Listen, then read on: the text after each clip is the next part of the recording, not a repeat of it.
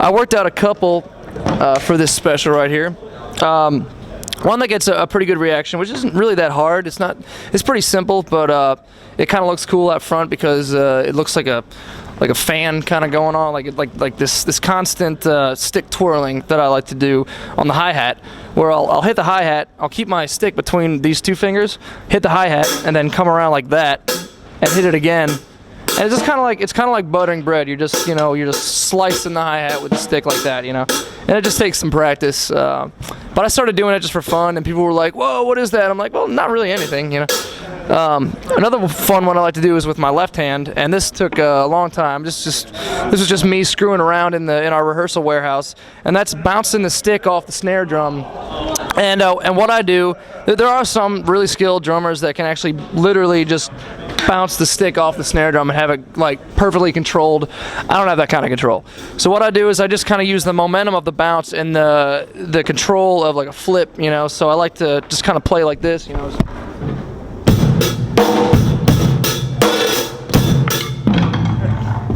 Sometimes I catch it.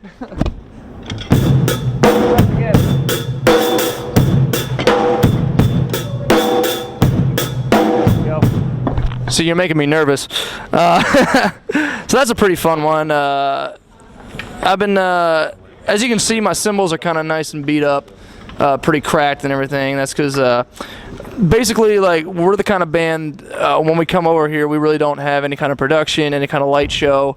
Nothing. We can't really rely on that kind of stuff. So to put on a memorable rock show, we try to put out as much energy and aggression as we can, and the crowd feeds off that. We feed off of it tenfold, and the energy just builds, and it's just a crazy fest. It's great. Just we all feel like a whole bunch of freaks. It's awesome.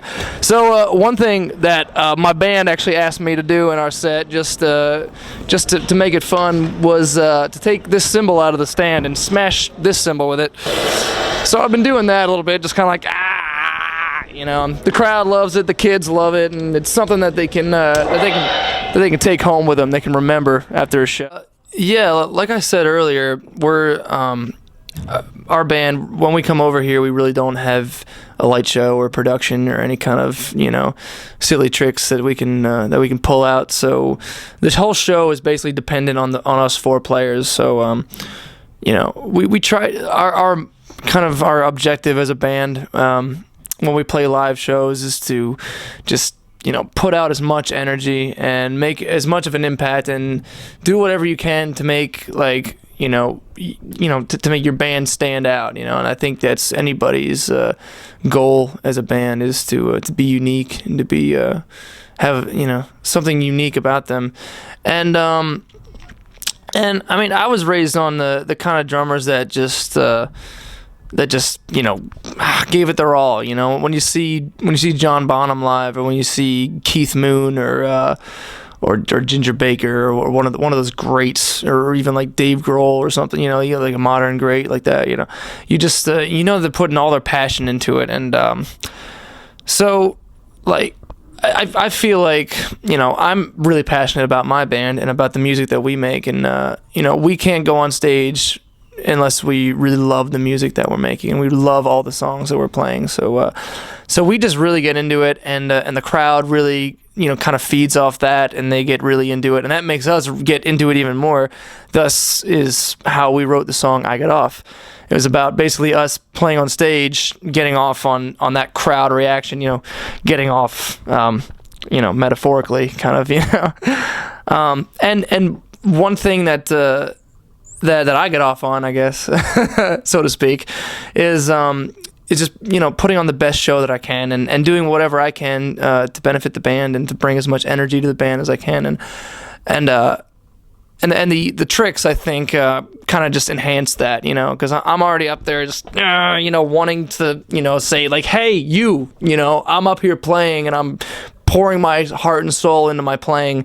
You better pay attention, and they're like, yeah, they get into it too, and one thing that kind of gets attention is just sometimes when I get bored when I play, I'll just start throwing sticks around, and I'll bounce them off the floor, bounce them off the amps, and swing them around my head and everything. And I think it's really important as a drummer to I mean, depending on what you're into, if you're the kind of drummer that just likes to chill and lay back and just kind of like supply that backbeat, then that's great. I respect that. Like I feel like I'm constantly learning how to better my technique as a player.